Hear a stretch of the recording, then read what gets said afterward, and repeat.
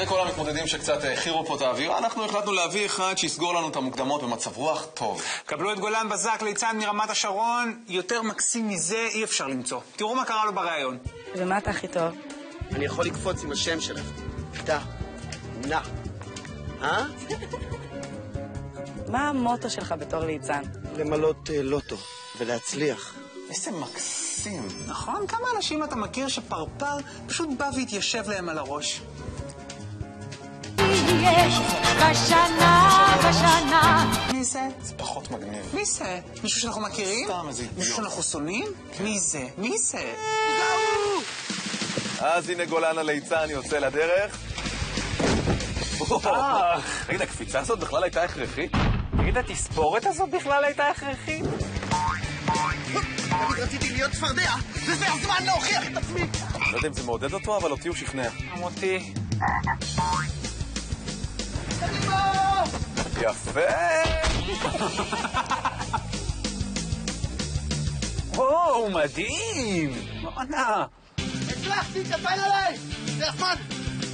להשתמש באבקת קסמים! לא רוצה לדעת באיזו אבקת קסמים הוא ישתמש.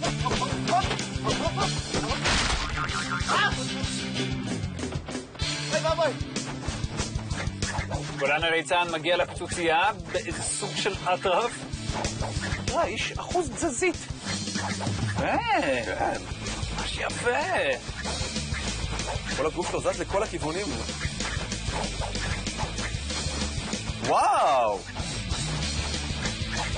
לא יאמן. וואו! אני בשוק! גם אנחנו בשוק. והפרפר היה עליו כל הזמן. איזה פרפר חמוד.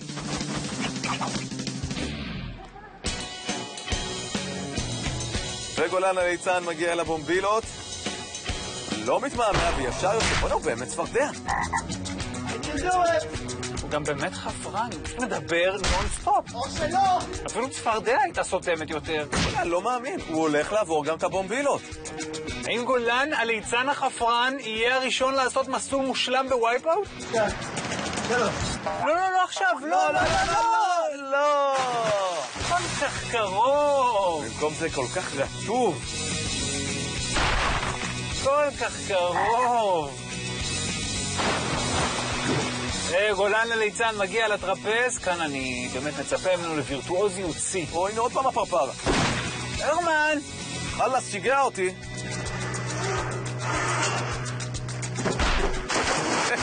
ויכול היה לתת נפילה יותר ליצנית מזו. או נפילה יותר צפרדעית מזו.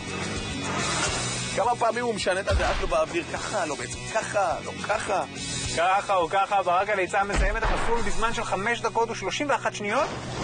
אבל גולן הליצן נותן איתור צפרדעים, מקפץ לראש הפורפרה. כל הכבוד לגולן. זאת גם אחלה נקודה להטיל ראשנים, והוא יודע את זה. תראה, הוא יודע לעשות. גולן נכנס לעמדת הצפרדע, והוא לא מאכזב, יש לנו מתחרה ראשון בגמר, וזה דווקא הליצן סלש צפרדע שלנו. איי, ברמן, איזו עבודה יש לנו, ברמן, איפה עוד היה יוצא לך להגיד ליצן סלש צפרדע? לא ברור, אולי אם הייתי רק מאמן בקרקס של ליצנים סלש צפרדעים. מה שלא... חזרתם לווייפאוט ישראל, הגמר שלנו נמשך. ואנחנו עוברים על המתחרה השני שלנו, גולן הליצן התחיל את היום בעיקר באכילת ראש. קוראים לי גולי, ואני כמעט גיבור על, ואני הולך להציל את העולם. אבל אחר כך חווה אכילת ראש בעצמו על ידי הפורפרה. בשלב חצי הגמר הוא כבר הפסיק להיות ליצן והראה נחישות כשעקף את כולם בסיבוב והפך להיות הפיינליסט הראשון שלנו. ווייפאוט ישראל! בואו נראה את מי נפגוש עכשיו, את הבחור הנחוש או את הליצן אוכל הראשים. דנה, את יכולה לברר? גולן, ליצן, אבל בגמר. אני מרגיש כמו רובוט בחליפה הזו, אני חייב להטעין את הבטריה. תני לי כבר לרוץ ולסיים עם זה! אמא!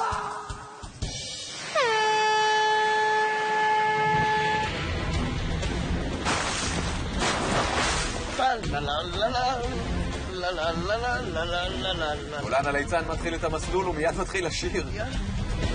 אז אני אעבור למצב מניואל. בעיקר לעצמו, אבל לי הוא עדיין קצת חופר. לשחוק זה טוב, זה בריא. טוב, הוא מוציא בינתיים את כל האנרגיה שלו על אכילת ראש, אני קצת מודאג. אתה לא צריך לדאוג לו, המצב רוח שלו בלבד מעלה אותו על המפל.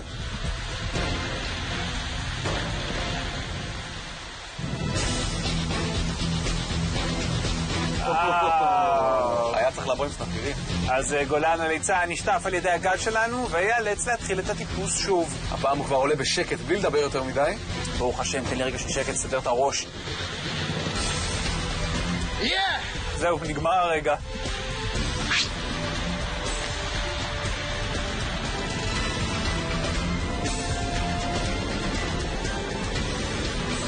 הנה גולן מגיע לקורל, לזה הוא כבר רגיל מהעבודה שלו כליצן. אתה יודע, לחטוף ילד, לרוץ איתו על החומה ואז לדרוש כופר מההורים? מה? רק ביום הולדת 9 שלי זה קרה? ילדות קשה, ברמן.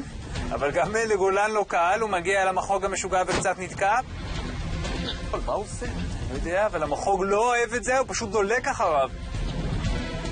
נראה שגולן לא מספיק מהיר איזו אכזבה לגולן. הנה הוא מטפס בחזרה לנקודת המוצא, עכשיו הוא צריך להזדרז אם הוא רוצה לעמוד בזמן של ברק. וופה. סליחה, חברים, אני חייב להביא איזה פרס הביתה. תסלחו. גולן מנסה טקטיקה חדשה של לאכול ראש למסלול. בינתיים זה עובד לו, כי הוא עובר את המחוג המשוגע, הוא מגיע לטסות. מזנק אל המשולש הראשון, אין לו כמעט מקום לטעויות. כרגע הוא וברק ממש קרובים. פירה אחת. כן, זה הגיוני מאוד. הוא טיפה יותר מהיר מברק בטיפוס על המשולש. נכון, זה אמור לעזור לו. עכשיו הוא צריך לדלג על המשולש השני. אני מיד. לא יאמן, הוא גם אוכל ראשים של משולשים. פשוט אומן אכילת הראשים. בוא נראה אם הוא גם טוב במעשים. לא, איי, איך אני מתבאס בשבילו. לא ישבר אותי. אני הולך לעשות את זה. זה אחד. מזנק אל הטסה הראשונה, מטפס את המשולש וגם מטפס לי על הראש באותה הזדמנות. והשני. 1, 2, 3.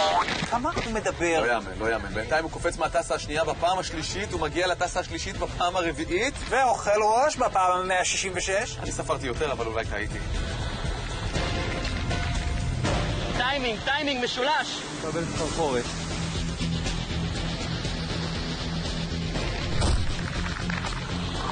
מפה, זה ממש בדיחה. הנה הוא מצליח להגיע למשולש האחרון, מטפס אותו די בקלות, אני חייב לציין.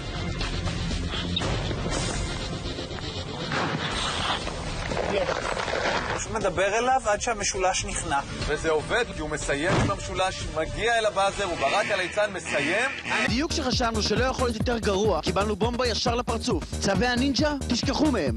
הארי פוטר, תשכחו גם ממנו. אינתיפאדה, זה כבר אאוט. פזומניה, זה אין. אם כן רבותיי, הכל מתחיל פה.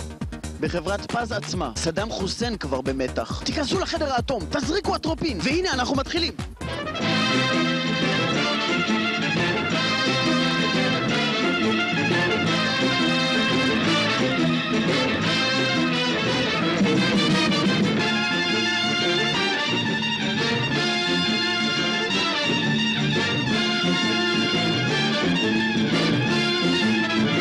אני נמצא פה עם מנכ"ל חברת פז ישראל, מר מודי בן שח. בוקר צהוב לך מודי.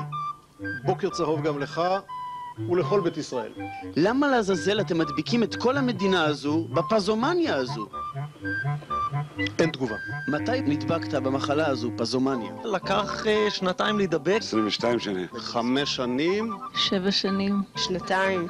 6 שנים. 1.5 שנה. כבר 33 שנה אני בפז. אז עשיתי פזומניה. במה מתבטאת בדיוק הפזומניה אצלך? אני הולך הרבה לים. אוכלים הרבה בננות. נטול עופרת עולה לנו לראש. זה יותר חמור ממה שחשבנו.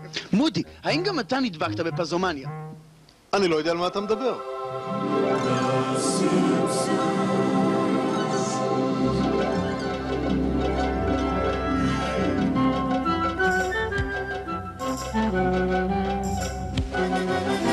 התפקיד שלנו לשלוח דלק לתחנות. כמה ליטר אתה משחרר ביום? כמה מיליונים. אם לא אכפת לך, אדוני!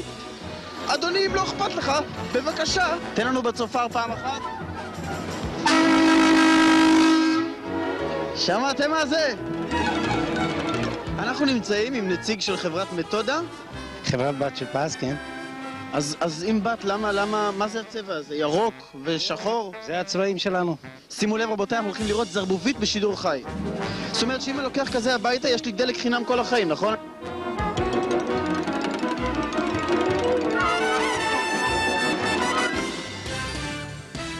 ובכן, כאן באגף הסגור נמצאים כמה מהקורבנות היותר קשים של המחלה הזו, פזומניה. בוקר טוב לכולם. והצבע שאתם חושבים כשאתם הולכים ברחוב? למרבה הצער ניתן להבין שהם חולים רק מלהסתכל עליהם. פז שלנו מחייכת לעולם בחיוך זהב טהור, כמו השמש המאירה את העולם, שלעד תמשיך לזרוע. אתה נכנס לזה, אתה רואה את זה במסדרונות, אתה רואה את זה בתחנות, בכל מקום שאתה עובר. צהוב, נכון? הכל צהוב, כל הזמן צהוב.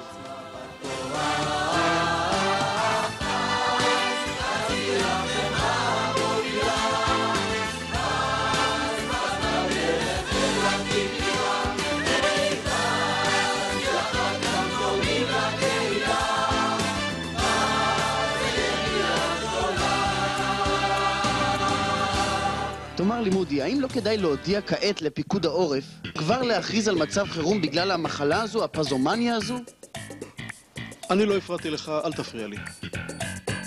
כשירות לציבור נוכל להראות לכם עכשיו איך תוכלו לבדוק בעצמכם אם נדבקתם בפזומניה. לפניכם 3 פחיות בלתי מזוהות. פחית ראשונה מכילה בנזין של חברה מתחרה, פחית שנייה מכילה בנזין של חברת פז, ופחית שלישית מכילה מים. קחו לגימה אחת מכל פחית. אם ניחשתם נכונה היכן בנזין הפז, אתם מכורים. סבטלנה, בבקשה. ככה. וואו, זה טוב. זה מים. מים. זה בנזין פז. בנזין פז, אם כן, גם את מכורה, גברתי. התחנה הכי גדולה באזור הצפון, פז רוממה. סדר גודל של ליטרים בחודש? 900,000. למה דווקא פז? מספר אחד, לא? למה דווקא משולש? כי המרובע לא הולך טוב עם העמוד פרסום. זה כוח. משולש צהוב זה הלב של פז. בגלל שאנחנו לא רוצים להיות מרובעים כאן. איזה בית יש לפיסטוק, טיק טוק טיק טוק טיק טוק טיק טוק. אני דבר ראשון מצדיע לצהוב. תאורי לנו בבקשה, למה דווקא צהוב? הפכתי לצהוב. צהוב זה מה שזורם בתוך העורקים אצלנו. מודי, האם השמש זורחת? אני לא אסכים לכך, דבריי הוצאו מהקשרם. ובכן, לא ידוע אם קיבלנו תשובות ברורות לגבי התופעה. סלימן השפי, חדשות ערוץ 2, עזה.